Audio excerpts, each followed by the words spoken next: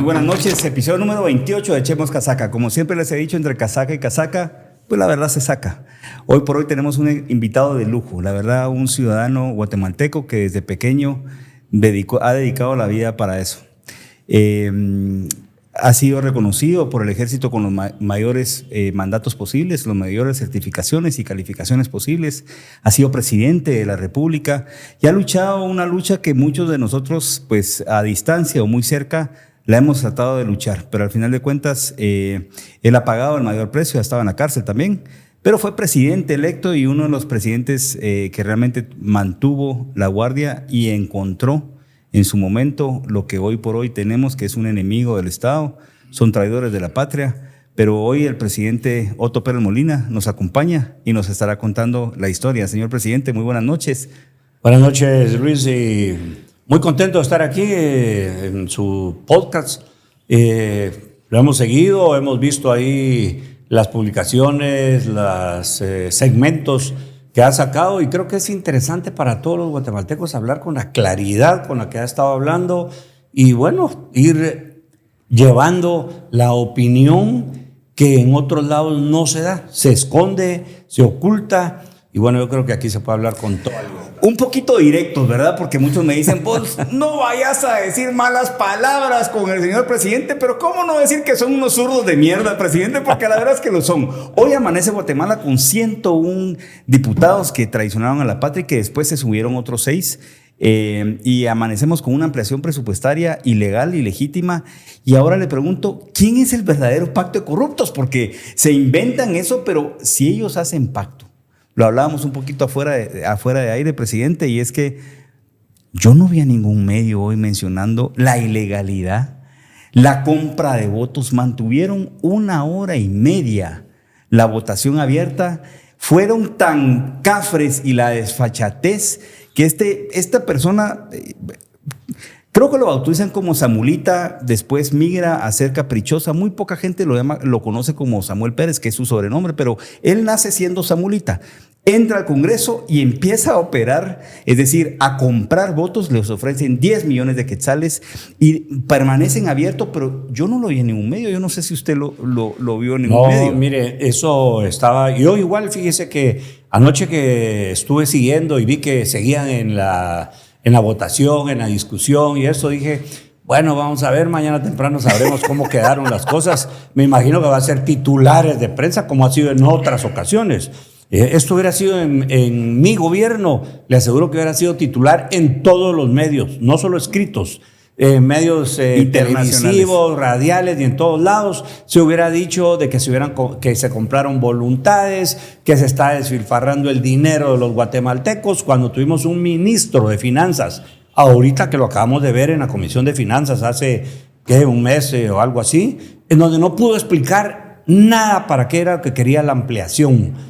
Ahí lo que hay son unos bolsones oscuros, unos bolsones que se va a convertir en dinero que se va a perder de los guatemaltecos en compra de voluntades y en muchas cosas que uno dice, bueno, ¿dónde está lo que ellos vinieron hablando desde la campaña, la lucha contra la corrupción? Si lo que vimos ayer y lo que vemos hoy con la complicidad de los medios de comunicación, no le voy a decir de todos, pero con la mayoría de los medios de comunicación, verdaderamente le da a uno vergüenza decir, presidente, no le voy a decir una cosa, es que utilizar medios de comunicación es como realzarlos mucho. Lo que verdaderamente tenemos aquí en este país son activistas que ayer pues hicieron de la vista gorda.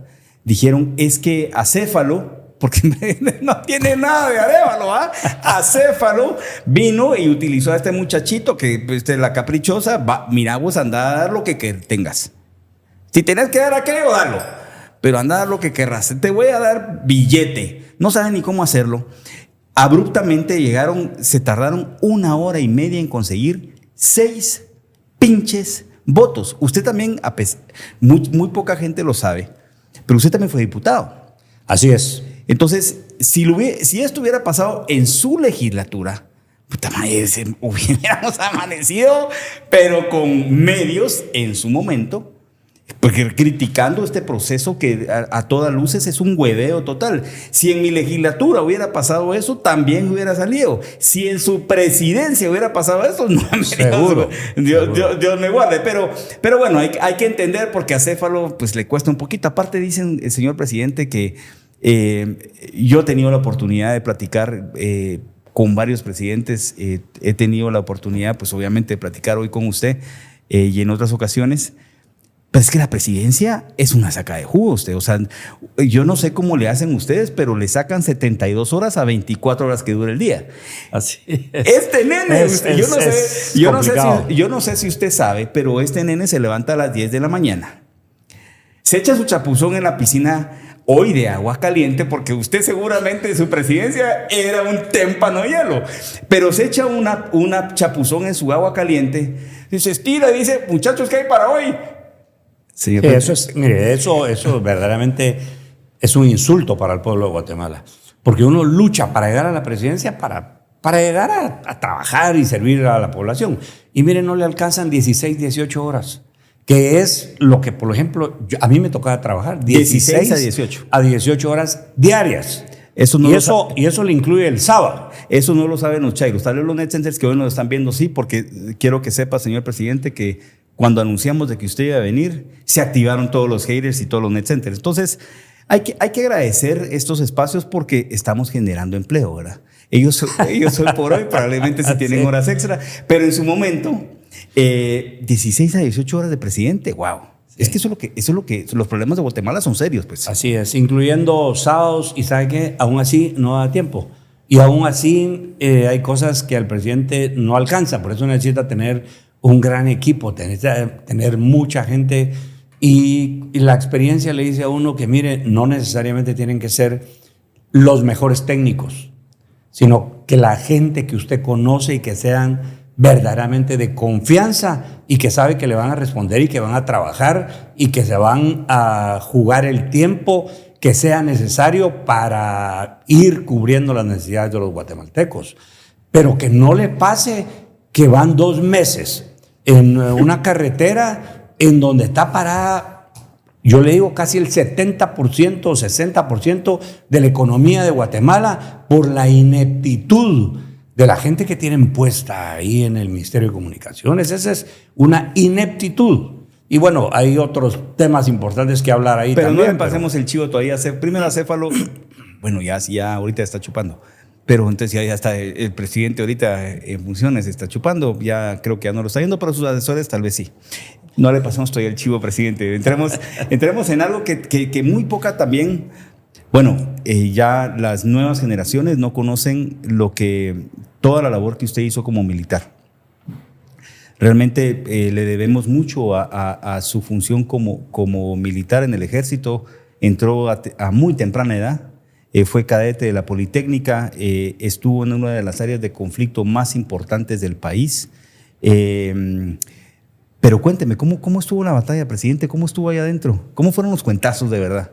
Bueno, mire, sí, efectivamente, yo le cuento que yo viví el enfrentamiento armado o tuve conciencia del enfrentamiento armado interno, de la guerra que se estaba viviendo, que era una guerra que no era de nosotros, no era de los guatemaltecos. Ahí está. Resultó que era una guerra entre Estados Unidos y los países que iban por lo que le llama el imperialismo, y la Unión Soviética, con todos los países que iban por el comunismo contra el capitalismo, que era lo que la ideología de Estados Unidos.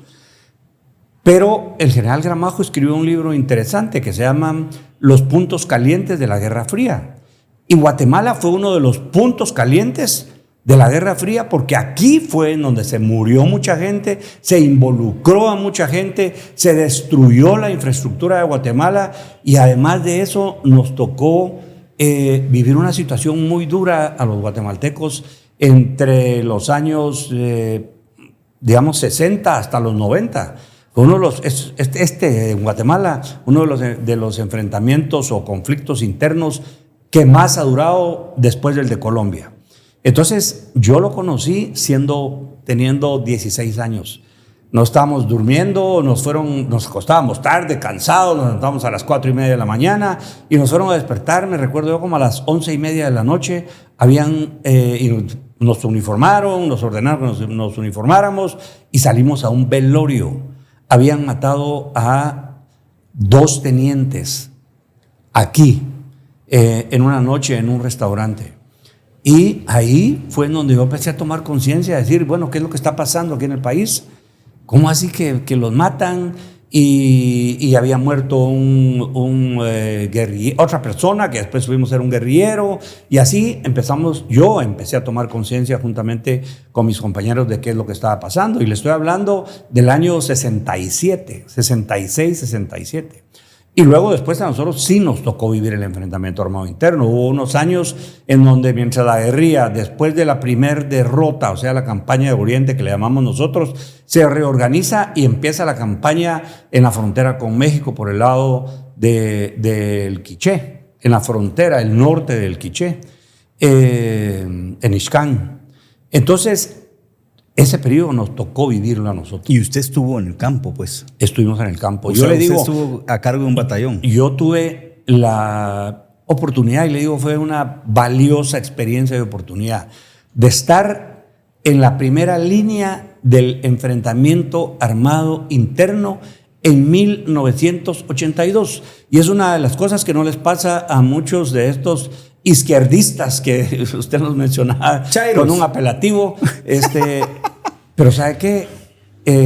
Sí. Me tocó vivir, y ¿sabe qué? Tengo también el gusto y también tengo el honor privado, y lo puedo decir aquí en público, pues en la confianza que estamos y con la gente que nos esté escuchando, de decirlo, que los hicimos retroceder y que les ganamos en el territorio, en el campo, en la montaña, que ellos creían que eran los que dominaban la montaña, y los hicimos retroceder. Claro que nos costó bajas, claro que nos costó heridos, claro que nos costó sacrificio, pero yo tuve el honor de estar en el 1982, y por eso fue una de las cosas que me molestó, que posiblemente más adelante le vamos a hablar, cuando uno de los comisionados de la CICIG se pronunció aquí que había habido genocidio. Esa era mi pregunta. No solo uno de los comisionados, una jueza que con un afro como así, pobrecita, que cuando sale la resolución en contra del general Efraín Ríos Montt de que era genocidio, hasta manda una señal como que si fuera Hitler, la pobre. Pero, o sea, esto realmente, la batalla y la guerra ideológica, usted la batalló a favor del país. Así es. En esos momentos que usted nos comenta, en una batalla real, no es tampoco como hoy muchos de esos generales pink, ¿verdad? De escritorio. Ay, sí, fíjate vos que yo la leí. Sí, Cerote, pero es que no la peleaste. O sea, sí. Usted sí llegó a pelear por Guatemala. Y no solo eso, usted en su momento defendió con su vida la soberanía del país. O sea, usted sí podemos decir que usted realmente puso el pecho por el país, pues. Sí, sí, es cierto. Me tocó, y también le tocó por ejemplo, a todos los compañeros de mi promoción, le tocó a mis contemporáneos, murieron varios de mi promoción, murieron de otras promociones. Amigos, compañeros de la escuela, de los casi 4 años que estuvimos en la Escuela Politécnica. Después compañeros un poco más nuevos o unos más antiguos que también murieron. Gracias a Dios yo tuve la suerte y la bendición de Dios y la protección de Dios, porque nos tocó estar en combate en diferentes oportunidades. Y como ya sabe usted cuál era la táctica de la guerrilla, como siempre, era las emboscadas, de hacer unos disparos, poner unas minas y esconderse después y salir corriendo. Muy similar a como actúan hoy políticamente, ¿verdad? Sí, exactamente. Replicando lo que hacían en la guerra, hoy lo hacen políticamente, pues. Políticamente, pero realmente son activistas entre medios y demás. Totalmente. Pero entonces, pregunta puntual. ¿Hubo genocidio en Guatemala? No hubo genocidio en Guatemala. No hubo. Es que mire, yo le puedo decir, yo estuve en Nevaj y a mí pues lo sacaron y me trataron de involucrar y me han tratado de involucrar. Sí, mire, Dios me ha protegido porque salí de ahorita de la cárcel Y antes de eso, incluso siendo presidente, imagínense, siendo presidente, se animan precisamente en el juicio que estaban contra el general Ríos, sacan un testigo que dijo que tenía 3 o 4 años en ese tiempo, en el 1982, cuando yo estaba en Nevaj, y se atreve a decir, es que yo me recuerdo que había un mayor que usaba barba y le decían el mayor Tito, pero que ahora ya sé que era su sobrenombre, ¿verdad? Ahora, exacto, era el sobrenombre de combate, pero que ahora es el presidente del país, dice Soto Pérez, el general Otto Pérez Molina. Y en su momento tenía 3 años. Y él tenía 3, 4 años en ese momento, imagínese. Es que hay que entender de que los zurdos son privilegiados, ¿verdad? No sé en qué, pero sí. Sí.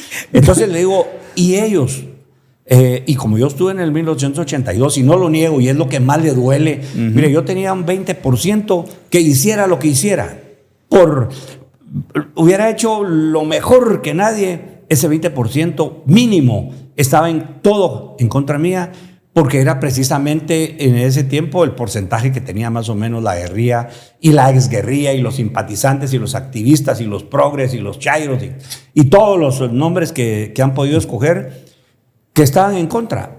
Y estaban en contra porque ellos sabían que yo había combatido, que había estado ahí y que les habían ganado y que habían sido derrotados. No por mí, por todo el equipo que estaba trabajando en el área de Quiché. Y también por las comunidades. Las comunidades aceptaban al ejército y rechazaban a la guerrilla. Así es. Eso es lo más importante. Y ahí le quería contar que nosotros teníamos, yo por lo menos, el ejército, pero yo bajo mi mando tenía una compañía, y la estoy hablando aquí de 170 hombres, que eran ishiles, todos eran ishiles, o sea, de allá. Ellos se presentaron voluntariamente porque se hizo una convocatoria voluntariamente. Y en el tiempo que yo estuve allá, fueron entrenados, capacitados, y ellos voluntariamente combatieron. Y le estoy hablando del triángulo, mal llamado triángulo Ishil, pero es Nevaj, Cotzal y Chajul. Y dicen que ahí es en donde se dio el genocidio. ¿Cómo entonces? O sea, fueron guatemaltecos del área que se sumaron a sus filas defender a Guatemala. Para defender a Guatemala. O sea, y para defender a sus propios pueblos allá, porque que ahora dice que se hizo genocidio. De estos infiltrados como lo que hoy tenemos y estamos hartos también. Entonces, mire, no hubo genocidio en el país. Yo lo repito. Y aquí aprovecho para contarle muy rápidamente. Y ya siendo presidente, iba en el carro de un desayuno y iba conmigo la secretaria privada. Le digo, mire, quiero ver los periódicos. Y vi un titular o subtitular que decía ¿cómo se llama? El comisionado de la CICIG afirma que hubo genocidio en el país. Y eso fue una de las cosas que provocaron los cambios y que por eso fue que resultó. ¿Ese era el tico o el colombiano? Era el tico. Dalanese. Era dalanese. Sí, sí. Y lamentablemente, mire, él en otras cosas no se había metido, pero dijo, ¿cómo así que viene él a decir cosas que no sabe, que no conoce y que además no son de su mandato? Pues tenía un mandato claro. Es como Iván Velázquez, jamás tuvo el mandato de investigar al gobierno. Si eso se formó, y lo puedo decir yo con toda claridad, porque yo fui el negociador de parte del ejército para los acuerdos de paz. Primero cuando habíamos cinco militares, después quedaron 3 y después quedé yo solo, cuando se logró la firma de la paz en el último año. Pero ¿sabe qué? Lo que se pidió era una comisión que viniera a ver que no iba a quedar un grupo de militares matando exguerrilleros o que no quedara un grupo de exguerrilleros matando militares. Ese es el mandato de la CICIG. Y resultaron siendo aquí el todopoderoso y el omnipotente como Iván Velázquez, al cual se le arrodilló hasta el CACIF, le fue a pedir perdón. Y verdaderamente a mí me dio vergüenza y lo vuelvo a repetir. Está hablando del secretario de Defensa del CACAS. ¿Secretario de Defensa? Del CACAS. Porque así le dicen a Petro, ¿verdad? Sí, cabalmente. El narcotraficante estoy hablando de Iván Velázquez. De Iván Velázquez. Ya, imagínense que ahora en 2 años la guerrilla ha ganado territorio, ha sido un desastre los 2 años de gobierno de este señor. Entonces, dice uno, no es posible pues que estas cosas se han dado en Guatemala. Y es el único país que ha permitido que venga una comisión y se vuelva supranacional. A proteger a los guerrilleros, a meterlos a la política y a destrozar un país. Así es. Fueron parte de un plan que lo vamos a ir discutiendo. Yo le llamo que es muy probable que fue el caballo de Troya, nos lo fueron metiendo poco a poco. De primero lo vendieron, pero después, pues ahí hoy por hoy tenemos el fruto y Acéfalo ya se durmió. Perdón, Acéfalo. Vámonos, año 2000, usted sale del ejército con los mayores reconocimientos que le puede brindar a un militar el ejército de Guatemala. O sea, usted sale condecorado como lo que pocos militares han salido. Sí, gracias a Dios tuve la oportunidad de tener todas las condecoraciones que pudieron haber en el ejército. Yo me esforcé muchísimo, le dediqué mucho tiempo, me sacrifiqué. No solo yo, pero estamos hablando de mi persona y no me gustaría hacerlo, pero hubo varios compañeros. Yo fui el primero que ascendí a general de mi promoción. Justo a los 5 años, cuando estaba cumpliendo el tiempo, y por supuesto llenaba todos los requisitos, no solo en los cursos, saqué los primeros lugares en todos los cursos que me tocó ir a hacer, incluso en Estados Unidos, en el curso de Estado Mayor, en el curso avanzado aquí en Guatemala, en el curso básico, en el curso interamericano de defensa. Gracias a Dios fui alumno distinguido en todos esos lugares. Y eso le estoy hablando intelectualmente, pero también físicamente y también en todos los campos que me tocó estuve presente. Una cosa, y tengo acá todo, creo que pasaríamos muy realísticamente, con todo lo que usted hizo como militar, y por eso sale por la puerta grande. A diferencia de muchos, estos militares que hoy tenemos, respeto a la gran mayoría, no al ministro de Defensa que pues se ha plegado al Acéfalo. Pero una cosa que muy poca gente sabe y que es importante también hacerlo ver, usted fue jefe de inteligencia de 91-93. Así es, sí, fui director de inteligencia. ¿Cuándo agarran al Chapo Guzmán aquí en Guatemala? Así es, le cuento que con el esfuerzo que logramos hacer, siendo yo director de inteligencia, se logró la captura del Chapo Guzmán. La primera captura del Chapo Guzmán.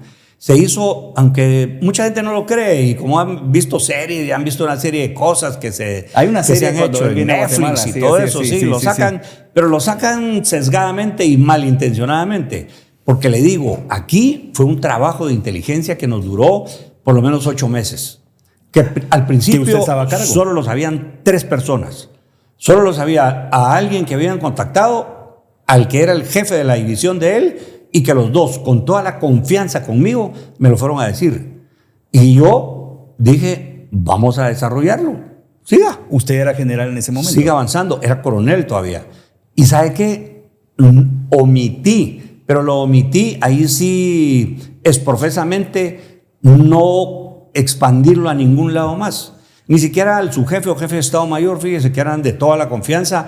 Pero dije, voy a estar hablando cosas que tal vez no son. Mejor cuando tengamos las cosas más seguras, entonces lo vamos a ampliar. Y miren, nos tardamos, ahí sí con paciencia, 8 meses para cuando al 8º mes llega y me dice, mire, hay un operativo importante que va a entrar por la frontera donde estamos nosotros. Le dije, ¿seguro? Sí. No sabíamos que era el Chapo. Le dijimos que ha de ser el 2º o 3º de la organización, me dijeron. Por lo menos. Y bueno, dijimos nosotros, bueno, vamos a estar alertas y lo vamos a montar el operativo. Ahí informé, ahí ya junté las otras divisiones que tenían que trabajar. Y justamente la sorpresa para nosotros fue que era el Chapo Guzmán. Se quedó hospedado aquí en un hotel en el centro de la ciudad, de lo más sencillo posible. Pero nosotros ya sabíamos y ya teníamos identificado.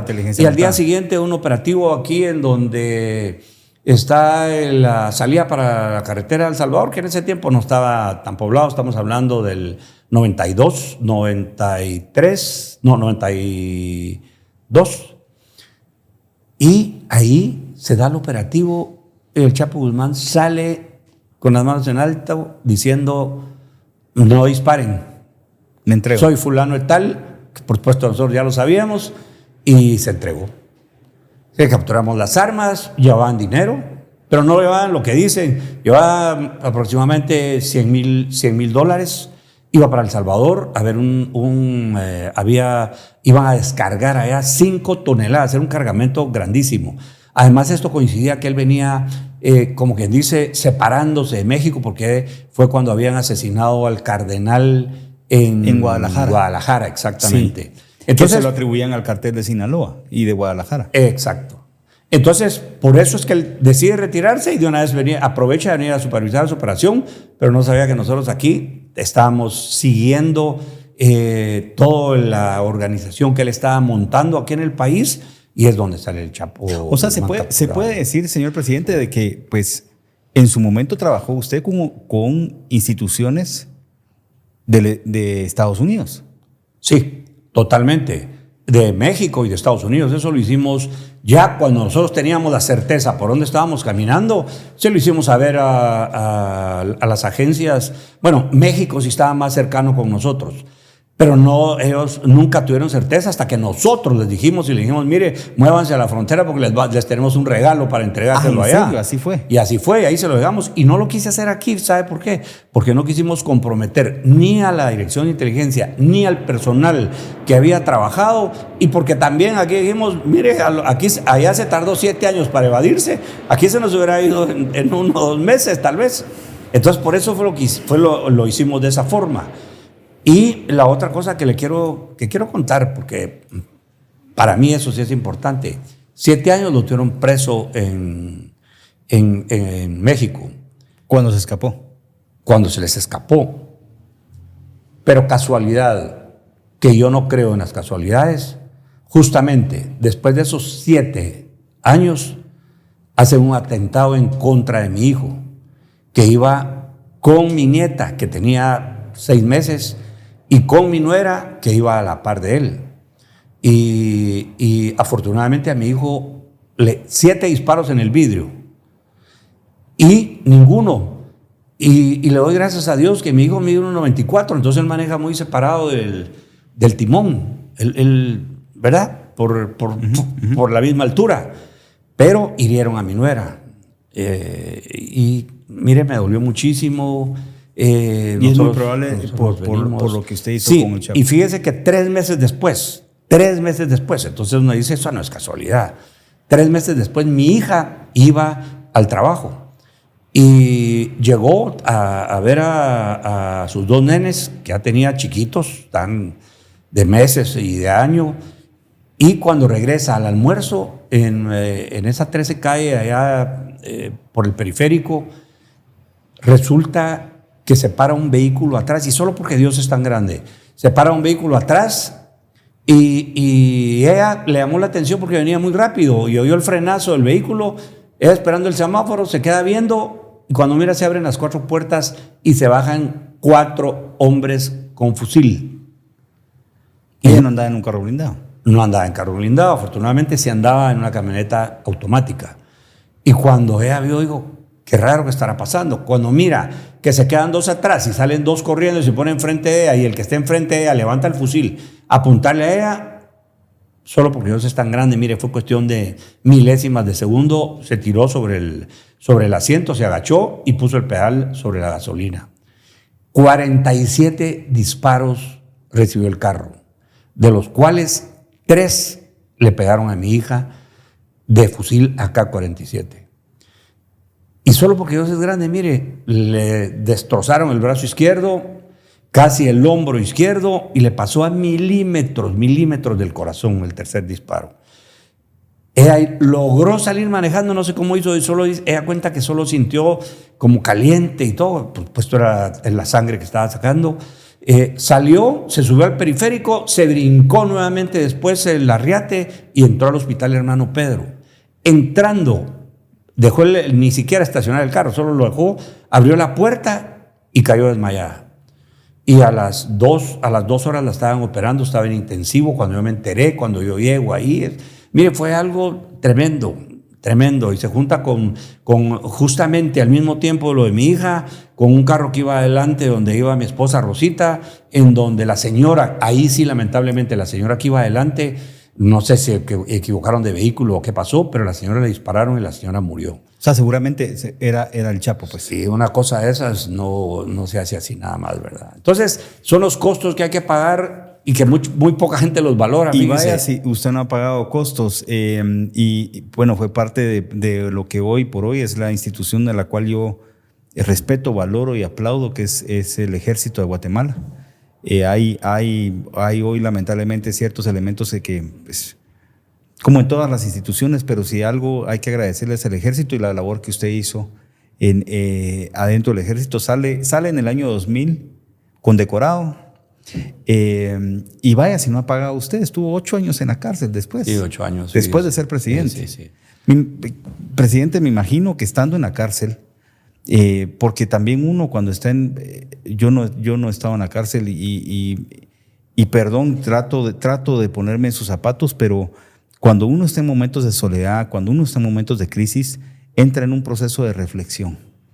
Así es. A pensar qué hice, por qué lo hice, qué pasó. Me imagino que la cárcel es posterior a su presidencia. Es posterior a que esta gente, probablemente a la que usted combatió y les ganó en una guerra, luchando por el país, pues se reconfiguraron con elementos extranjeros, con un caballo de Troya que nos venden, porque eso fue lo que pasó. Y usted para en la cárcel 8 años, 3 meses, creo que fue. 8 años, 4 meses. 8 años, 4 meses.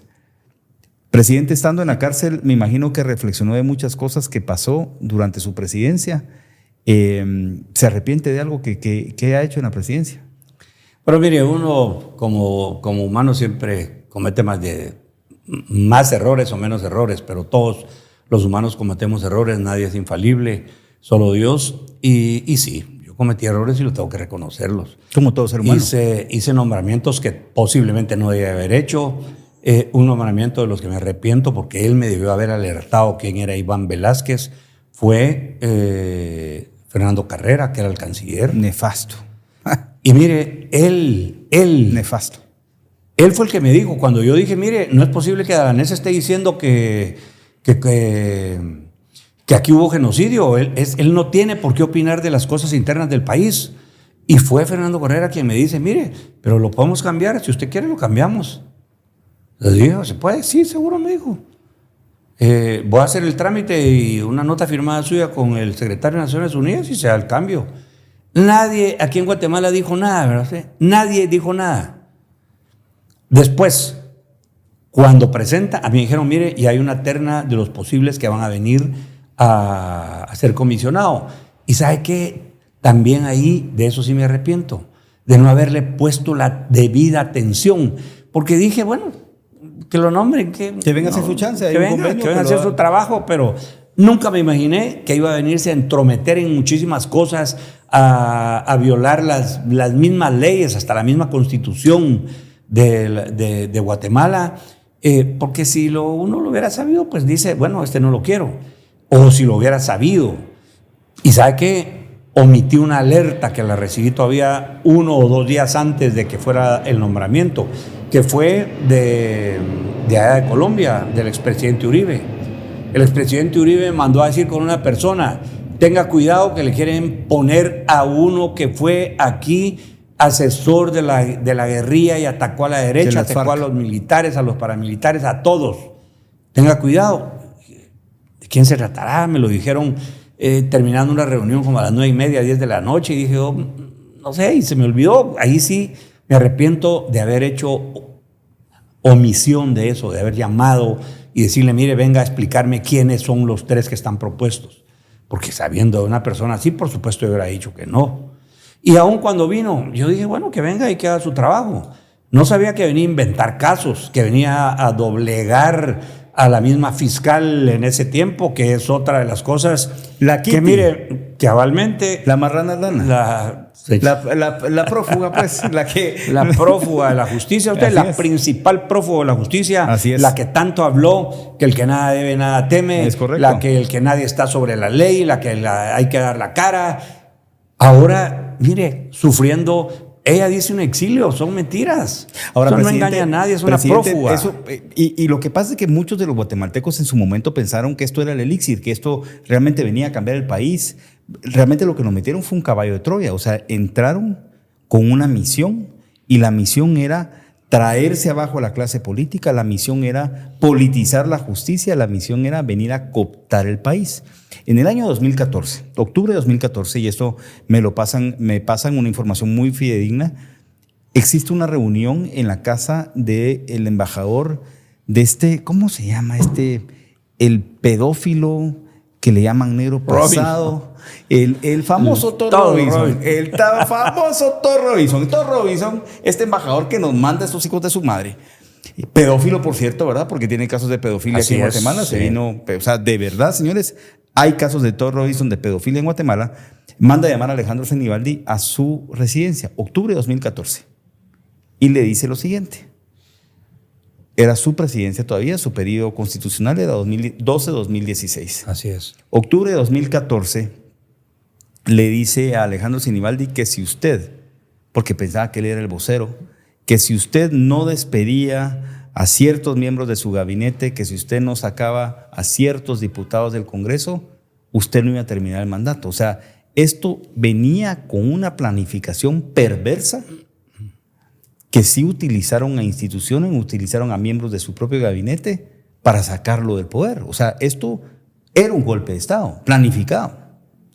Estaba planificado, totalmente. Mire, yo más que eso recuerdo que utilizaron al canciller, que fue el que sucedió a Fernando Carrera, que después se quedó con Jimmy Morales todavía, con el presidente Jimmy Morales, y que fue el que estaba trasladando la información, ¿se recuerda?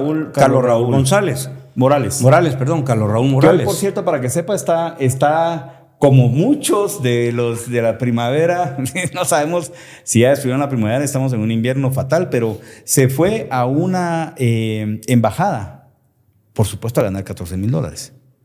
Creo que está en Australia. Me imagino, porque sabe que Carlos Raúl Morales, de verdad, se convirtió en el vocero de Thor Robinson. Él era el que llevaba y me decía, mire usted, si algo tiene que decirle al embajador, dígale que venga él y que me lo venga a decir, que no lo esté utilizando usted y usted no se preste tampoco para ser utilizado. Que venga él y que me diga las cosas, así como cuando llegaron el encargado de las cuestiones económicas de la embajada a hablarme sobre Baxter. Es que eso vamos a entrar, porque ahí es donde ya... Porque al final de cuentas, lo que yo siempre les he dicho a la gente, me dicen, pues Luis, ¿pero por qué? Pues tanto es el tema izquierda-derecha. No, hombre, es un tema de billete. Al final de cuentas... Al final de todo es un tema de billete. Igual para todos los izquierditas y para todos estos chairos, progres, lo que sea. Si no, preguntémosle a Zamorita. Hoy por hoy si no, ahí está. Dice que bueno, ya se ganó la lotería, lo cual no se va a caer esa miércoles de ampliación. Pero... le llegan a usted el mensaje de 2014, conociéndolo, pues los manda a la chingada, ¿verdad? Así es. Y agarran a la Kitty. La Kitty era el sobrenombre especial, así se tenía en el BlackBerry en su momento. Sí. Pues la Kitty pues, subió un poquito de libritas, o le conocen como la marrana aldana o la prófuga. Agarran a Juan Francisco Sandoval, que pues... tampoco no lo conocen mucho con ese sobrenombre, es el arrancacebollas original, si le gustan los juguetitos. Agarran a Miguel Ángel Gálvez, era un juez ¿de dónde? De nadie, un don nadie, ¿no? ¿Sí? Pero hablaba como marero, ¿va? Porque un eso juez sí. de allá estaba de Chiquimula, creo yo. Chiquimula. Haciendo negocios en Chiquimula. Claro, eso me lo dijeron. Claro, ¿verdad? Pues sí, el negocio sí parecía, cada vez que hablaba, como que si estuviera hablando con una clica, así. Y bueno, entonces empiezan a armar los casos y se les junta lo que en su momento no sabíamos que eran, hoy sabemos que son activistas, pero en su momento lo que era, pues, el extorsionista lavandero de primera, José Rubén Zamora, Cheve Maró, que ahí está, pues obviamente hoy activando a todos los globalistas para su defensa, pero que sabemos que extorsionaba, sabemos que lavaba dinero. A usted lo extorsionó también, creo yo. Mire, a mí trató de extorsionarme. Bueno, y sí caí también en algunas cosas, cayó. Sí, también caí en algunas cosas. Pero fíjese que siendo presidente ya no. Siendo presidente dije yo, no es posible. No es posible porque a los 8 días estaba sacando ya en el peladero cosas del gobierno. Dijo, ¿cómo así? Entonces todavía fui a un almuerzo con él. Y entonces, porque me invitaron, me dijo, y voy y me dice, es que mira vos, yo lo que quiero es que me nombres de comisionado presidencial. ¿Cómo así? Primero él quería ser vicepresidente, él quería ser mi vicepresidente. Ah, tan así. Ajá, él tenía aspiración, él quería ser presidente. Ese fue el sueño de él. Pero presidente, si a él le gusta el cocol, hombre, ¿cómo se imagínese este cabrón de vicepresidente? Sí, es como poner nombre. Sí, imagínense, después me pide ser vicepresidente. Le dije, che, pues esto no puede ser, pues aquí en el partido tenemos toda una organización de trabajo y todo. Entonces ya siendo presidente, me invita a almorzar a los 15 días y me pide ser que lo nombre de comisionado presidencial para desarrollar 2 ciudades importantes en el país. Él quería ser como el primer ministro que iba a ir a manejar los presupuestos para desarrollar 2 o 3 ciudades grandes y que fueran de primer mundo. Entonces le digo, Chepe, esto no se puede, pues el presupuesto está asignado y cada ministerio lo tiene, no puedo estar dándote dinero de otros lados. Una pregunta, presidente. Usted siendo presidente, él todavía tenía acceso con usted y así le llegaba a pedir ese tipo de estupideces, pues. Pero esa fue la última. Esa fue la primera y la última fue a los 15 días de que yo era presidente. Después, no. Después de eso, ¿sabe quién era el que, y lamentable porque yo lo consideraba mi amigo, fue Julio Godoy? Y el general Bustamante también. Mire, el general Bustamante, muy cercano con Julio Godoy. Ya. Pero que Ricardo Bustamante haya trasladado información a Chepe Zamora, no. Era Julio Godoy el que trasladaba toda la información.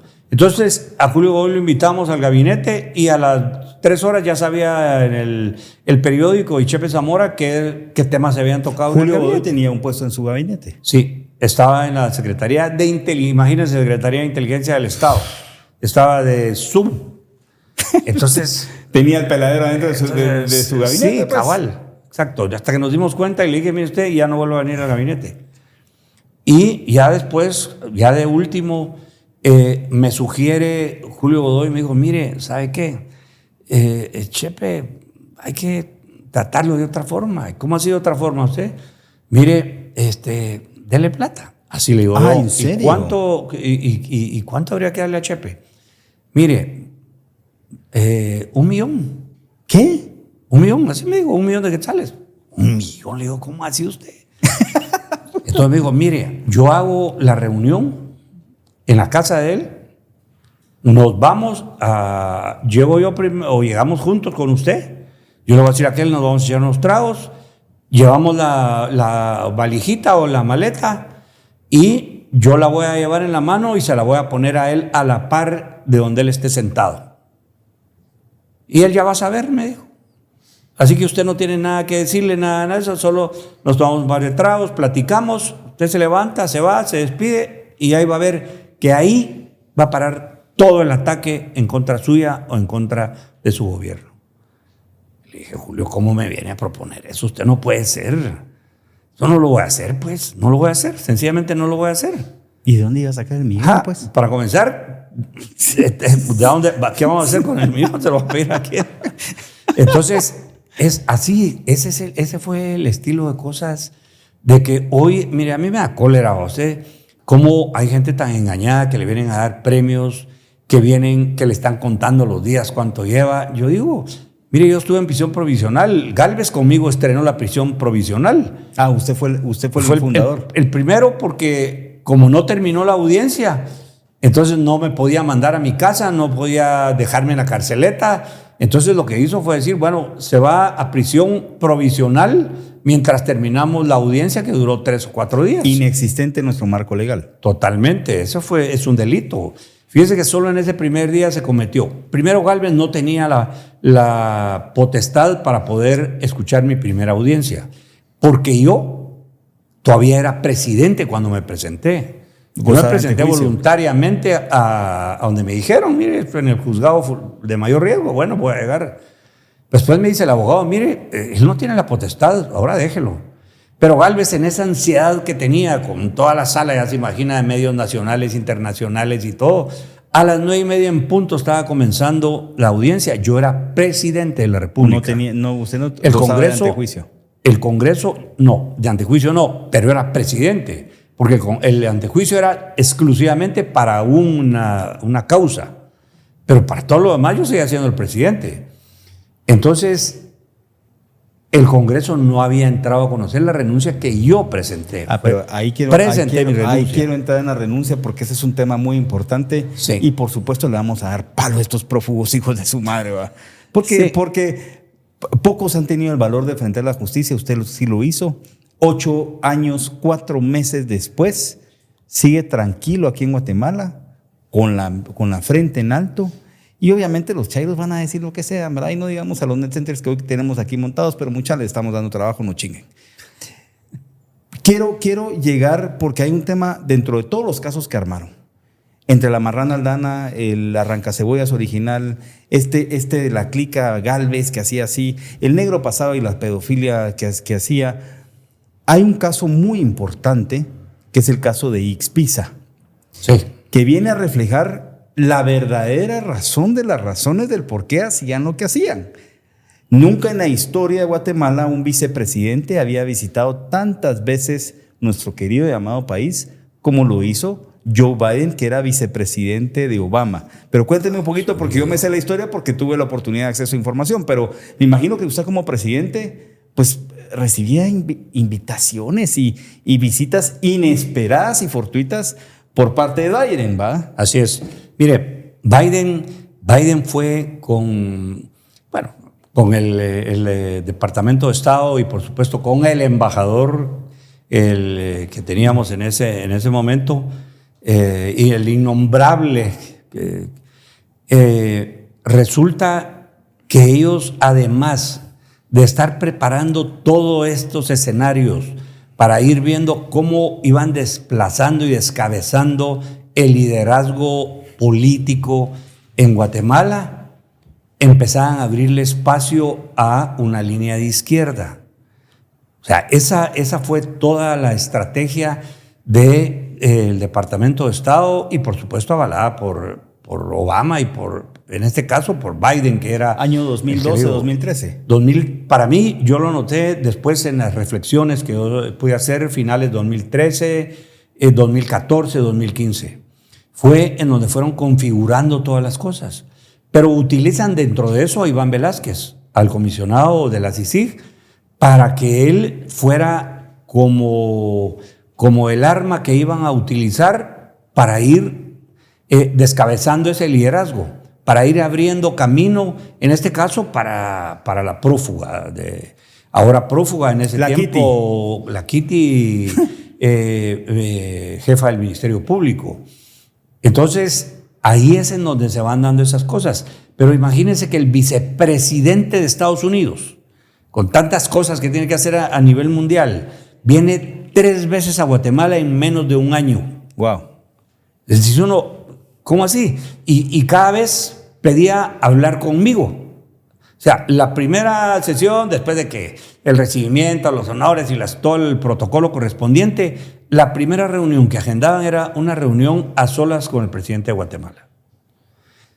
Yo atendía la reunión a las 3 veces. ¿Qué le decía en privado? Mire, el tema hoy fundamental. Hoy por hoy los que miramos al presidente Joe Biden, que por cierto es presidente de Estados Unidos, no sé qué está haciendo, pues también lo miramos ausente, ¿va? En su momento sí tenía capacidad de raciocinio y todo. Sí, en ese momento sí. ¿Y hace 10 años, ¿verdad? Más o qué menos. le pedía o qué Mire, hacía? el primer tema de él era la CICIG.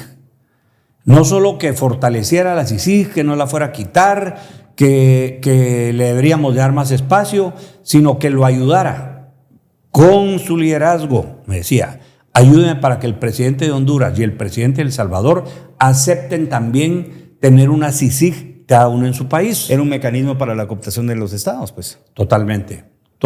Era el mecanismo que ellos encontraron viable y que como aquí lo experimentaron y como aquí lo utilizaron y aquí se prestó la gente como la Telma Aldana, como Galvez, como, bueno, todo el Sandoval y todos los que hoy están prófugos de la justicia. en Washington, ¿verdad? Todos estos que hoy allá andan huyendo, lamentándose de lo que hicieron, porque por más que tratan de sonreír, se les nota la tristeza, la nostalgia y la cobardía de no haber enfrentado aquí las cosas como correspondían, de salir huyendo de su país, después que se sentaban aquí y que les aplaudían en todos lados y les hacían honores en todos lados. Lamentablemente sí. Dice uno, ¿cómo es posible? ¿Cómo se pueden dar estas cosas? Y entiende entonces el poder y la influencia de Estados Unidos a través de Biden. Biden esto era lo que quería, y quería en los 3 países. ¿Y sabe por qué era? Especialmente por el tema de migración, que era un tema político. De la migración, tanto de Guatemala como Honduras y El Salvador, pero lo utilizaron para otros fines. Porque el mismo Biden me habló a mí de Baxter. Y me habló de la importancia de que las empresas que habían invertido en Guatemala siguieran y que no se les diera, digamos, no se les cortara lo que ellos habían ganado. O sea, sí, puntualmente le habló de Baxter. Así es. Puntualmente, en una de las reuniones. Que hoy sale que su hijo era accionista de Baxter. Ahí es donde uno se va dando cuenta después de esas cosas, ¿verdad? Porque lo mismo hicieron en otros países, pues, y el hijo, ya sabemos, de todos los cargos que ha sido señalado y procesado en Estados Unidos. Porque hay un tema en Ucrania y eso mucha gente lo ha visto, donde sale Joe Biden con una prepotencia diciendo de que él le pidió al presidente de Ucrania en su momento que el fiscal general tenía que renunciar, y la otra opción era renunciar. O sea, él venía con esa prepotencia y después salen los casos de corrupción de su hijo en Ucrania también. Aquí también pasamos lo mismo. Me imagino que él a solas lo presionaba con el tema de Baxter, que no tenía nada que ver usted porque era autónomo el ICS. Sí, con una junta directiva que vio que ahí hubo 2 doctores que murieron estando detenidos, sí, cuando eran totalmente inocentes por eso. Sí. O sea, esos son unos cargos que deben de pesar sobre todo esta estructura criminal que era comandada por Iván Velázquez, por Temaldana, por los jueces que se prestaron para eso, por el mismo Juan Francisco Sandoval que se prestó. Sobre ellos deben de pesar esas muertes, porque ellos fueron los que se prestaron y se pusieron de alfombra cobardemente para señalar a gente inocente y montarles un caso por el cual no tenían ni las pruebas, ni los argumentos, ni la solidez para poderlos tener preso, en donde murieron 2 personas que fueron personas honorables, reconocidas en su gremio y que mucha gente lo sigue extrañando todavía. Sí, Jesús Oliva era un tipazo y el otro médico no lo conocí, pero Chusito Oliva era un médico de primer nivel, muy enfocado en Guatemala, y muchos de los que también privaron de libertad durante creo que 6 años, como Max Quirín y otros, también por el caso de Ixpisa, para después decirles, uy, disculpen, me confundí. 4 años después. Pero también la mano peluda que utilizó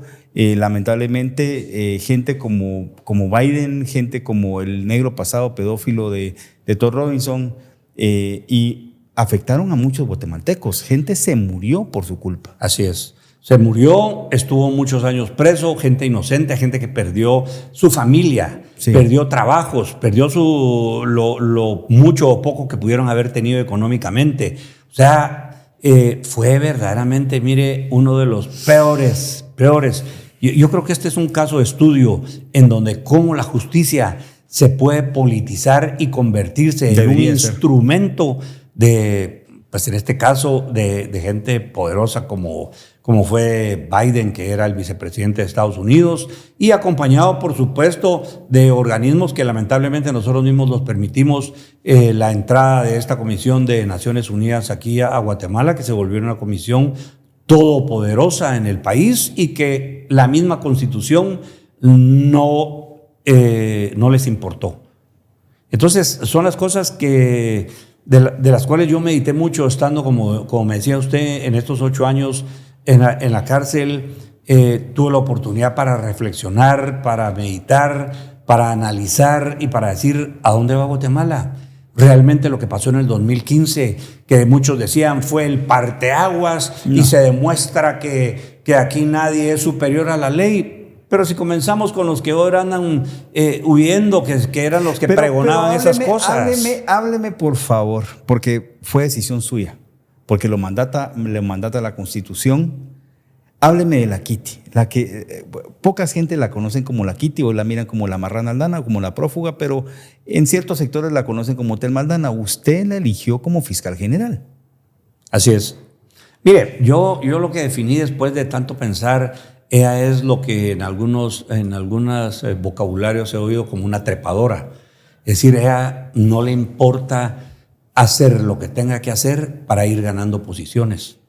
Ella, si lo tiene que engañar, si le tiene que mentir, si le tiene que traicionar, no le importa, con tal de ganar, aunque sea una posición que le vaya ayudando a escalar en el camino. Entonces, a ella, lamentablemente, uno de presidente no tiene la oportunidad como para conocer a una persona en el ámbito legal que sea de su verdadera confianza y decir es un agente imparcial.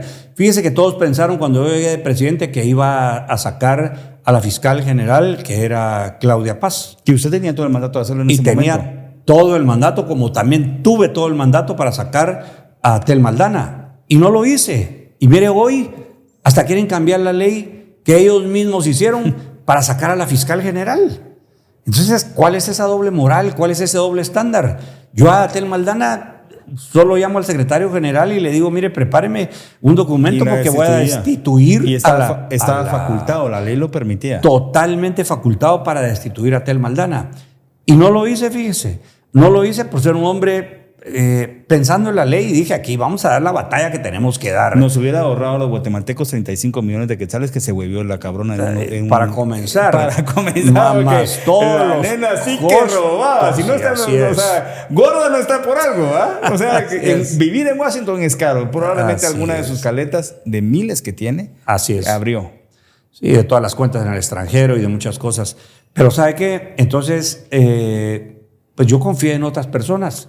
Y me presentaron una recomendación. Yo tuve la oportunidad de entrevistarme con los 6 que habían sido nominados y de los 6 yo tenía que escoger por mandato legal a uno de ellos para nombrarlo como fiscal general. Y muchos no lo creen, fíjese, pero yo no conocía a la señora fiscal actual. Que estaba en esa. Y cuando me pasaron el currículum de ella, le cuento que estaba en primer lugar. Por nota, sí, ella siempre ha estado en primer lugar. Era la que había sido mejor calificada de los 6 que me pasaron. De la comisión postulación de ese momento. Exactamente. Y me llamó la atención, fíjese, y cuando hablé con ella, de verdad, la mira ella a veces muy sencilla. Pero ¿sabe qué? Preparada totalmente. Y no lo digo porque ahora esté de fiscal, porque pues está en los pleitos. Ahora lo ha demostrado. Y lo ha demostrado que pues ha tenido el valor para enfrentar las cosas que ha sido y que ha tenido que enfrentar. Y que lamento que el presidente se ha llevado un año, ya creo que 4 meses como presidente electo y ahora ya casi 8 meses como presidente en funciones, tratando de destituirla. ¿Cuántas hojas tenía su plan de gobierno, presidente, cuando usted entró al poder? ¿Cuántas páginas? Nosotros haber tenido unas casi 300. Yo vi el de Semilla. Cuando usted abre el de Semilla, son 2 páginas. Me lo memoricé. Cuando usted la abre, dice destitución de la fiscal general. ¿Solo a eso se han dedicado a hacer? Es lo único que se han dedicado a hacer. Durante 8, ¿cuánto llevan ya? Porque es que de verdad se siente ya una eternidad, pero llevan ¿qué? 10 años, se siente, son 8 meses y se han dedicado a destituir a la fiscal general, que hoy por hoy lo único que está haciendo es cumpliendo la ley. Y siguen con eso porque pues no sé si es información que no la he podido confirmar, pero dicen que para la próxima semana están convocando ahora con la alianza pegada con... Pacto de corruptos se llama. El pacto de verdadero corruptos. Pacto de corruptos. Este sí es el pacto de corruptos que Así tanto han hablado y que tanto Así han dicho.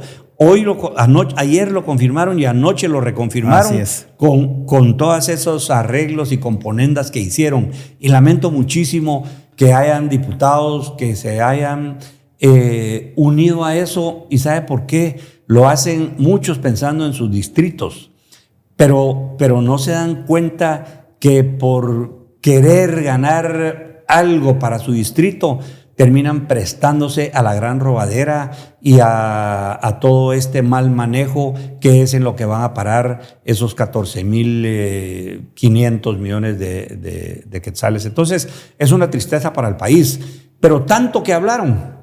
Este Samuel Pérez fue uno de los que salía junto con Arévalo y junto con la diputada, exdiputada, que en paz descanse, salían diciendo menos cacife, más pueblo, más empresarios o no sé qué, o salían diciendo, mire, los estados de excepción son solo para robar, y es lo que han querido hacer ellos ahorita, ampliar presupuesto, hacer préstamos, todas estas cosas. Y dice uno, qué contradicciones, que verdaderamente se necesita ser uno muy cínico o muy descarado como Samuel Pérez para decir una cosa hace 2 años y hoy estar haciendo totalmente lo contrario de lo que estaba diciendo. Tuve aquí la oportunidad de tener a la fiscal Leonor Morales y ella me lo aclara muy bien y me dice, ellos se están proyectando. Ellos verdaderamente cuando nos ponen, porque yo era parte del pacto de corruptos según ellos, era porque ellos sí hicieron un pacto. Hoy entiendo que lo hicieron desde el 2013. Así es. Cavaron un rumbo, nos metieron un caballo de Troya, nos fueron armando toda una componenda para quitar a los verdaderos liderazgos políticos que habían en el país, usted siendo uno de ellos, para hoy por hoy meter, y lo que vimos ayer en la noche fue el verdadero pacto de corruptos en acción. Totalmente, mire, ahí desenmascarados.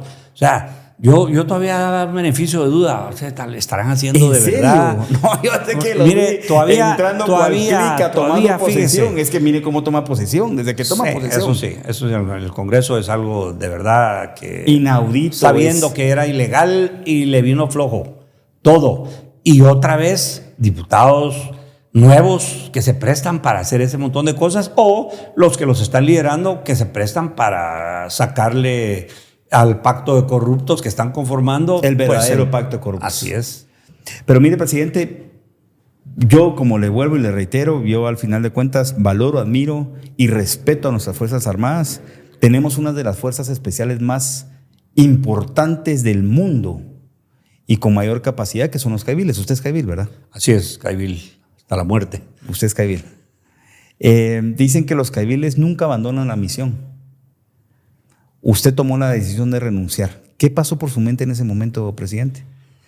Mire, cabalmente eso, fíjese, y qué bueno que me trae a colación el tema de los caiviles, porque como le digo yo, caivil hasta la muerte. Y ese es un dicho que tenemos entre los caiviles. Y fíjese que pasó por mi mente eso de decir, yo aquí me quedo y me sacan solo muerto. Pero eso debió haber sido en otros tiempos, fíjese, para los tiempos que estamos viviendo. Y de verdad, cuando hay un espíritu de querer cambiar a Guatemala, se necesita ser caivil para hacer lo que yo hice. Se necesita tener el valor para no salir huyendo como salió huyendo Tel Maldana, Sandoval, Gálvez, ahora esta señora La Parra, y victimizándose como se victimizaron todos estos. Yo me hubiera podido salir victimizando. Hubo presidentes que me ofrecieron que si tenía algún problema me recibían con muchísimo gusto y que no tenían ellos ningún problema en darme asilo político o que llevara a mi familia y que yo me fuera. Y no lo hice. Y para eso sí se necesitaba tener el coraje y tener el valor para hacerlo. Porque lo más fácil era salir huyendo, era salir corriendo. Porque yo sabía que me iba a enfrentar a algo que verdaderamente estaba en contra mía y que no habían condiciones. Ahora sí la señora hasta La Parra sale diciendo es que no hay condiciones para poder que lo juzguen a uno aquí en Guatemala. ¿Y cómo conmigo sí? Yo gozando de una medida sustitutiva, ¿verdad? Porque gozando de una medida sustitutiva. Es como que si yo ahorita agarrara un carro, un avión y me fuera a saber a dónde, les dejo una carta. ¿Va? Sé que muchas gracias, pero que esta justicia no ha sido lo que yo esperaba. Pero yo ya estuve 8 años, 4 meses dando la cara. ¿Y sabe por qué? Por la responsabilidad por el pueblo de Guatemala. Pero para eso sí se necesitó de verdad el valor, el coraje y la decisión para poder hacer las cosas. Como le digo, lo más fácil para un cobarde hubiera sido dar la vuelta, subir un avión y ahí nos vemos. Y que miren cómo sale adelante. No, yo dije, le voy a dar la cara al pueblo de Guatemala. Me voy a quedar, y ese es el espíritu cabalmente, como usted dice, de un soldado y de un caivil. Enfrentar las cosas, darles la cara y pelear por lo que uno cree. Y yo voy a seguir peleando por Guatemala, aunque muchos digan lo contrario. Mire, he tenido, gracias a Dios y gracias a muchos guatemaltecos, Hoy me tocó salir por una situación que tuve que hacer una gestión y mire, me sentí muy contento de cuánta gente llegó a saludarme, se acercó, se tomaron una foto conmigo y eso es lo que ahora lo valoro. Estamos abriendo los ojos. Tarde, porque esto, como lo hablamos, fue hace 10 años que arrancaron con el caballo de Troya metiéndonos esta supuesta elixir para sacar adelante el país, pero muchos guatemaltecos estamos abriendo los ojos. Ahora, presidente, estando usted en la cárcel 8 años, me imagino una de las cosas que sí contempló mucho estando en la cárcel es, ¿debería haber renunciado o no? ¿Se arrepiente de haber renunciado, presidente? Mire, sabe que, como le digo, para eso hay que tener mucho valor, porque yo sabía que era presidente y sabía que hoy estaba de presidente y que mañana en la noche iba a estar durmiendo en una cárcel. Es decir, no crea que yo tenía las condiciones, como dijo la señora esta que salió huyendo y victimizándose, para decir, no me voy a ir a la cárcel, porque sabía cómo estaba la CICIG ya posicionada con el sector privado aplaudiéndole, con diferentes, digamos los sectores que siempre han sido de los chairos o de los izquierdistas o la izquierda rosada, borrosa o todos siempre esos colores que se... Pero de todas maneras lo mismo. Sí. Y sabía que iba a ser muy difícil para mí y dije, no me importa. Pero fue tal vez una de las experiencias más duras que he tenido, fíjese. Dejar a mi familia, la dejé muchas veces. Cuando me tocó ir, porque sabía que iba a un destacamento, no sabía si iba a regresar, si me iba a ir bien, si me podía morir, si me podían herir, si le podía pasar algo a uno de mis hijos o a mi esposa mientras yo no estuviera aquí. No estuve presente en las primeras comuniones de ellos, no estuve presente en muchos de sus cumpleaños, no estuve presente en muchas actividades familiares en donde pues uno es parte de la familia. Pero ahí estaba tomando una decisión que nadie me estaba mandando. Yo reuní a la familia y les digo, y todavía mi propia familia, usted me recuerdo, que me dijeron, ¿estás seguro que vas a renunciar? Sí, les dije, sí, estoy seguro. Lo voy a hacer. Creo que es un compromiso que tengo con el pueblo, con los guatemaltecos que creyeron en mí, con los guatemaltecos que fueron a votar por mí, y yo tengo ese compromiso con ellos. No puedo salir huyendo y no pueden ver a un presidente que sigue en funciones, pero que esté en la cárcel. Porque eso es denigrante usted para el país, para la institucionalidad. Imagínese que diga, mire, el presidente de Guatemala, fíjese que sigue mandando desde la cárcel. Pero usted hubiera podido terminar el mandato, pues. Hubiera podido terminar el mandato porque ¿sabe qué? Aunque me hubieran puesto en prisión provisional o preventiva, de todas maneras no estaba obligado a renunciar. Si ahorita no tengo sentencia firme, imagínese, después de 9 años. Wow. No hay sentencia firme. Entonces, al no haber sentencia firme, yo sigo gozando de los privilegios que tiene cualquier guatemalteco, que es hasta que esté una sentencia firme y debidamente ejecutoriada. Uh-huh. Así es como se dice. Entonces, ahí sí hubiera tenido que renunciar obligadamente. Claro. Pero para mí, de verdad, fue poner en mal a Guatemala. Y yo, si he defendido a Guatemala, exponiendo mi vida, dije, no va a ser por un puesto. O sea, pero la pregunta puntual, ¿se arrepiente de haber renunciado? No me arrepiento. No me arrepiento. ¿Y qué hubiera pasado, presidente, usted conocedor del Estado de Guatemala en diferentes instancias? ¿Qué hubiera pasado si usted no renunciaba? ¿Dónde estaríamos los guatemaltecos ahorita? ¿Qué hubiera pasado? Mire, hubiera habido muchísima más polarización de lo que hay actualmente. ¿En serio? ¿Más de lo que tenemos ahorita? Más de lo que tenemos. Lo que hay ahorita es una polarización que se ha quedado más en los Twitter, más en las redes sociales, que antes no existían, por supuesto, se manifestaban de otra forma, pero hoy se ha quedado más en las redes sociales, en la desinformación y en muchas cosas de esas. Y por eso valoro estos espacios en donde se puede hablar con toda la franqueza, dando la cara y no poniendo un mensaje con otro nombre donde no aparece ni la foto, ¿verdad? Y aquí estamos dando la cara. Usted lo ha hecho, pues, y lo está haciendo y lo sigue haciendo, y qué bueno, porque eso es en beneficio de los guatemaltecos y no como lo están haciendo los mismos medios. Mire usted, yo no me canso de criticar a Prensa Libre, no me canso de criticar a Emisoras Unidas. Emisoras Unidas, cuando era el hijo de uno de los dueños de Emisoras Unidas, yo lo nombré de ministro de Energía y Minas. Eric Archila, claro. Eric Archila. Traidor de la patria. Él agarraba Canal Antigua para desprestigiar a su gobierno también. para con a el nuestro canal. El caballo Rojas. Canal ¿Cómo se Antigua. llamaba este? El famoso con Juan Luis Font. Rateazo, igual que Chepe Zamora, hombre. Raterazos. Que se las llevan de hablar bien, de decir que ellos son casi vestidos de primera comunión. Ladrones de primera. Cuando yo sé qué ministros le daban dinero y cuánto dinero le daban. ¿Cuánto, presidente? Mire, además ni siquiera le daban 50,000 pesos mensuales, pues 2 o 3 ministros. Entonces dice uno, ¿cómo es posible que ahora ellos vengan aquí a querer señalar a los... Porque mire dónde está Juan Luis Font. No está dando Prófugo, la cara. Prófugo. También otro prófugo. Prófugo. Y todavía tiene el descaro, así, el cinismo de salir hablando de... bueno, ahora ya no salía en un canal... Y ahora todavía tienen un medio de comunicación. Pues yo no sé, radial. Es que no, por favor, presidente, con mucho respeto, no les pongamos el certificado de medios, son activistas. Y el pobre nene creo que está en México, no sé dónde. Imagínese, ¿sabe quién es la pobre? La mujer. Estar tolerando al caballo Rojas todos los días. ¿Sabes qué? Mejor ponete a hablar vos porque ya no te toleramos. Y desde allá está, pues, viendo para acá. Debe ser muy complejo estar viviendo físicamente en un país, pero estar pendiente del propio y estar todavía siendo un vendepatrias, cobrando, extorsionando, como lo es el caso de Juan Luis Font, el otro pues que por extorsionista está en la cárcel, que es José Rubén Zamora. ¿Por qué es que lo meten a usted a la cárcel, presidente? ¿Cuál es el caso, supuestamente? El caso es el caso que le llamaron La Línea, que mire, es un caso montado totalmente. Claro. Y fíjese que el delito que a mí me ponen es un delito que es de los que le llaman delitos cerrados.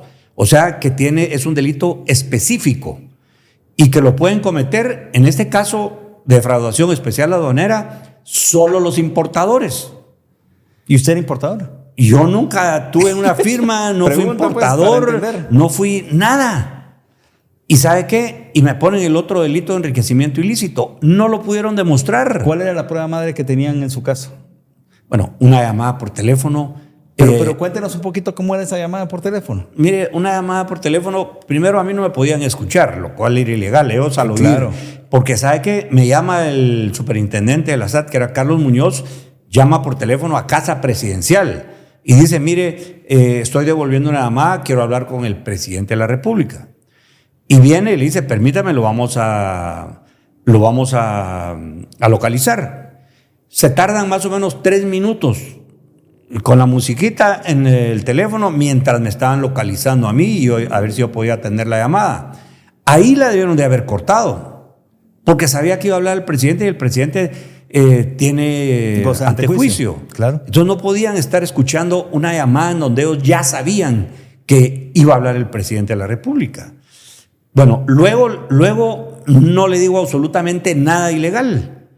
El problema es que yo tenía información que el jefe de personal de la SAT estaba metido en algunos negocios y algunos problemas. Y eso porque me lo llevaron los órganos de inteligencia para decirme, mire, fulano es tal y tal cosa. Entonces vengo yo y le digo, mire, ya le dije que cambiara a este señor. Sí, presidente, pero es que es responsabilidad mía. Entonces, mire, ponga al que usted quiera. Eso es la llamada. Esa es la llamada. Ponga al que usted quiera, pero cámbielo. Muy bien, eso voy a hacer. Eso fue todo. O sea, en base a esa llamada, usted estuvo 8 años, 4 meses en la cárcel. Y usted escuchaba a Tel Maldana y a Iván Velázquez cuando el caso estaba bajo reserva, ellos dando conferencias de prensa en todos los medios que justamente ya los mencionamos, o por lo menos ya mencionamos 2, Prensa Libre, Emisoras Unidas, pero aquí nos falta 502, nos falta, bueno, que todo lo que ya sabemos, pues que todos los mismos. O contratan, pero sí, ¿por qué le hice esa pregunta, presidente? Porque ahora Acéfalo, mire lo que pasa ahora. Usted estuvo 8 años, 4 meses con una figura no existente, que es la prisión provisional. La prueba madre era una llamada suya, con toda la facultad del caso, usted era el presidente de la República. Así es. Pidiendo un cambio, pero ni siquiera usted dijo póngame fulanito, sino que cámbiamelo.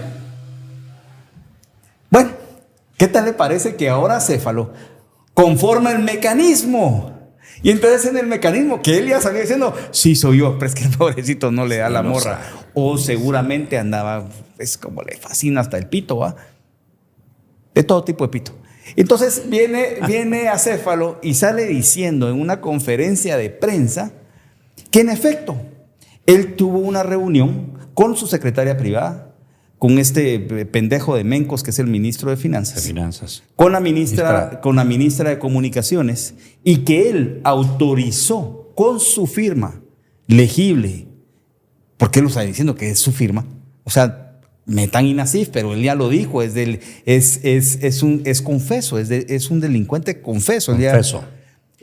Porque ojo, como el nene también pasó por el aire en el Congreso, solo el artículo 161 de la Constitución, los únicos que son irresponsables de sus declaraciones son los diputados, no así el presidente. Usted sale, como ya fue presidente, diciendo, sí señores, yo firmé un documento en donde yo autoricé un mecanismo, aparte del imbécil le pone el mismo nombre que la serie de Netflix de Brasil, donde salen hueveando lo de Odebrecht. Yo establecí un documento en donde firmaba y autorizaba la nómina, siendo él presidente, autorizando la nómina de los contratistas del Estado.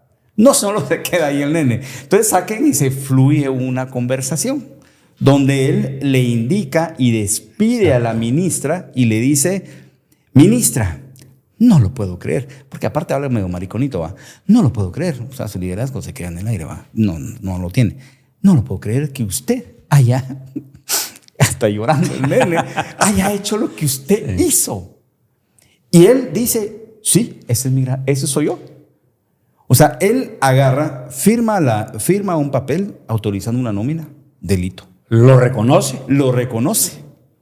Y después reconoce que él es de la grabación y sale diciendo, por eso le eché, porque no era de confianza. Por favor. O sea, eso, pues si a usted le dieron 8 años, 4 meses por una prueba que es una grabación que yo hoy la haría, y yo sé que usted como presidente la volvería a hacer si encuentra una irregularidad, a él, ¿cuánto le debería tocar al nene? Primero, le deberían de quitar el antejuicio ya. Él es un delincuente confeso.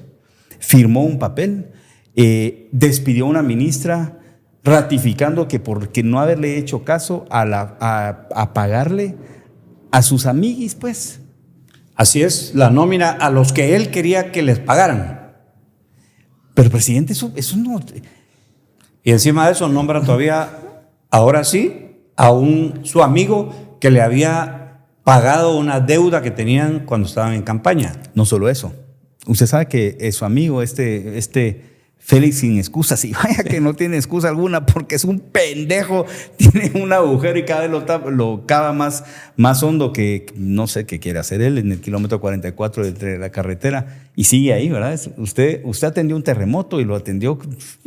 Mira, si el mismo momento y al siguiente día teníamos maquinaria y teníamos casa, ya las reuniones para empezar año a construir 2012. casas. Sí. Félix sin excusas, usted sabe que él fue financista de la campaña y él está metido en el caso de corrupción semilla. Él hizo el lavado de la mano con Acéfalo, el presidente ilegítimo que nos impusieron estos globalistas. Entonces, con todo eso, yo sé que usted, presidente, pues obviamente nunca ha fungido como un fiscal, ni mucho menos, pero conoce el Estado. Yo creo que se debería pasar un par de años ahí en la cárcel este cabrón, pues. Mire, yo creo que lo primero es que él mismo debería de reconocer todas estas cosas que ha hecho erróneamente.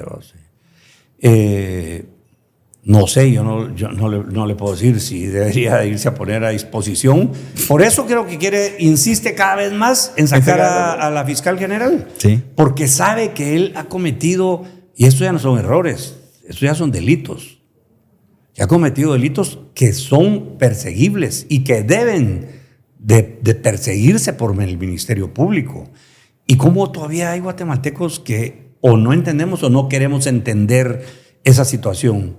O porque es que la influencia de Estados Unidos es tal que cae a los activistas de los medios, o que no salen titulares, o que no comentan esas cosas, o no dicen nada, o no se indignan, ahí ya no hay indignación, ya no hay nada, ¿verdad? ¿Sí? En el 2015 decía, es que estamos indignados, decían. ¿Y Al aquí? gran circo que hacía Juan Luis Font, que hoy anda prófugo, hasta carpa ponía ahí, ponía tarima, ponía carpa, ponían bocinas, altoparlantes, y hasta regalos llegaban a dar con Canal Antigua y con Emisoras Unidas. Suya. Por una llamada suya. Entonces dice uno, ¿quién estaba detrás de todo eso? Ahora ya sabemos. Porque hoy, al final, lograron llegar, aunque no llegaron con Tel Maldana, que era lo primero que querían, pues llegaron, primero fue con Fuentes Knight. No pudieron con Fuentes Knight porque se les cayó, porque se fue a la cárcel, siguieron con Tel Maldana. No pudieron con Tel Maldana porque Tel Maldana tuvo que salir huyendo porque sabía que había cometido delitos. Siguieron y encontraron entonces al hoy presidente Arévalo, que lo imponen en contra de todo, Pero los guatemaltecos a estas alturas, después de 8 meses, cada vez nos damos más cuenta de toda esta parodia, toda esta comedia que han hecho y que siguen haciendo con el pueblo de Guatemala, jugando con el destino de nosotros. ¿Sabe cuánto nos ha costado esto, Luis? No tengo los números exactos, pero ¿sabe qué? Han sido miles de millones, porque con Arévalo, mire, nosotros la carretera es a puerto, frontera a frontera, el puerto, mira ahorita El Salvador, $1,600 millones van a invertir en 2 puertos allá. Y aquí tenemos el pleito porque invirtieron $250 millones y es un pleito en el cual se ha casi paralizado la economía, y sumado a eso la inutilidad que han hecho en el kilómetro 44 de la autopista a Escuintla. La mercadería nosotros se sigue moviendo a 20 kilómetros por hora, cuando ahorita ya debería estarse moviendo a 80 kilómetros por hora. Pero ¿quién fue el responsable de esto? Iván Velázquez. Sí. Porque no solo armaron los casos, metieron a gente a la cárcel, sino que además de eso vinieron ministros que desobligaron préstamos sin que ellos tuvieran la potestad para hacerlo, porque solo el Congreso podía desobligar esos préstamos. Esa carretera para El Salvador debería haber seguido debía haberse terminado. Es correcto. La del puerto de Puerto Quetzal a Puerto de Santo Tomás debió haberse terminado. Canal Seco, fuéramos sumamente competitivos. Estuviéramos en otro nivel, y todo eso atraso, porque ahorita le digo, no se ha hecho, ni se está haciendo, ni se va a hacer, porque no lo tienen ni contemplado en el plan de gobierno. Pues. Entonces se les van a pasar los 4 años peleando con la fiscal, por lo menos los siguientes 2 años, y no sé después con qué van a, si es que siguen ahí todavía. Ahora, presidente, mire, uno muy pocas ocasiones tiene la oportunidad de hablar con un hombre de Estado, y usted lo es, conoce el Estado. Quisiera que me diera su observación sobre el nombramiento de Daniel Pascual. Ya ha habido comentarios ahí que han sido tremendos. Por favor, explíqueme cómo ponen a un invasor de tierras a cuidar las tierras del Estado. Mire, eso verdaderamente, yo no sé, esto es un paso más a lo que Arévalo lo hizo en un anuncio. El presidente actual lo hizo en un anuncio, diciendo, miren todas estas tierras, y señala en donde hay una, en Alta Verapaz lo hizo, sí, en una plantación de palma africana. Sí. Y miren estas otras, y señala en donde hay gente pobre y gente que no tiene tierras. Entonces, y después lo niega, ¿va? Después en un debate presidencial lo niega, y él dice, no, yo no voy a expropiar, no lo voy a hacer. Pero 8 meses después, miren los nombramientos que hacen. Los nombramientos que están haciendo es verdaderamente tremendo, porque ya lo dijo usted. Primero, miramos los antecedentes de Daniel Pascual. Él es el dirigente del CUC. El CUC, un brazo del EGP, de la guerrilla, el Ejército Guerrillero de los Pobres. Y se han dedicado toda su vida a estar invadiendo tierras y a lucrar con esas invasiones, porque le dan un pedazo de tierra, organizan a la gente, van a invadir y les cobran por darle ese pedazo de tierra ellos, pero es la organización de Daniel Pascual es el que cobra ese dinero. O sea, pusieron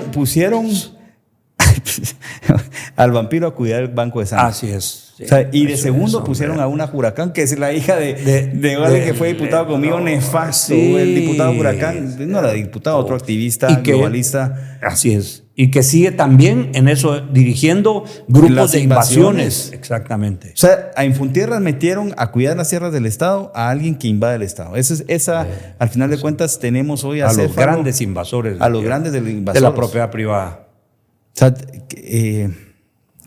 presidente, ¿algún mensaje para los prófugos?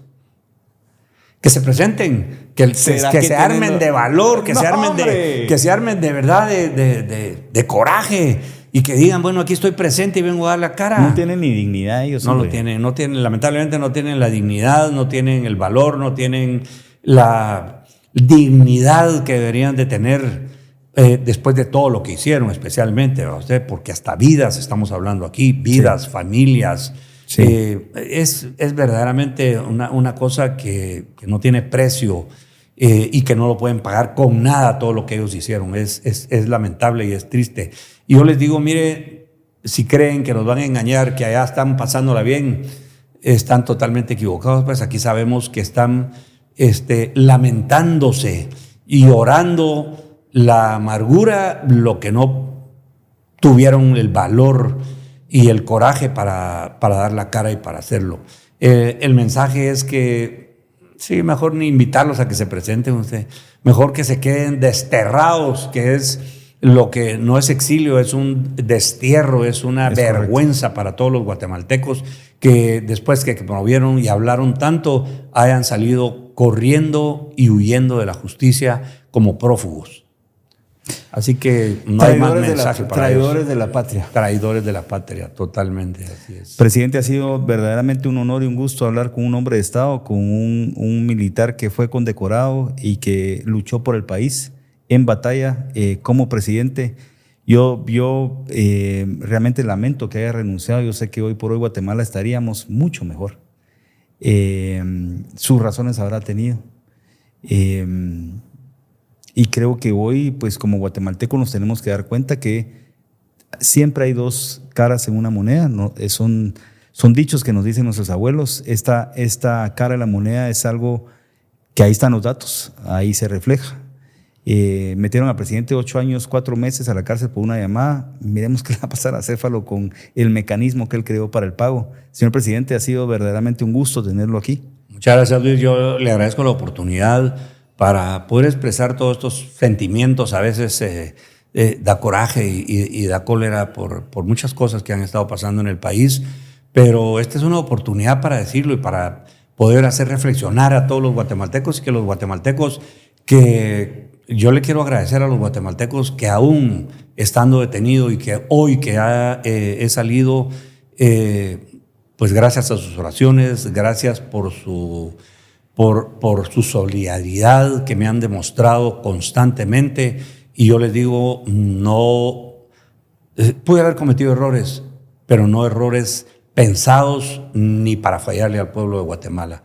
Errores que se pudieron haber dado como en cualquier otro gobierno, pero no errores como los que estamos viendo ahora, que sí son premeditados y que vienen premeditados desde el 2013, 2014, 2015, y que ahora que ya están, que por fin lograron llegar a cumplir con las etapas de los planes que ellos habían trazado, hoy vemos el fracaso que está teniendo la llamada izquierda aquí en nuestro país.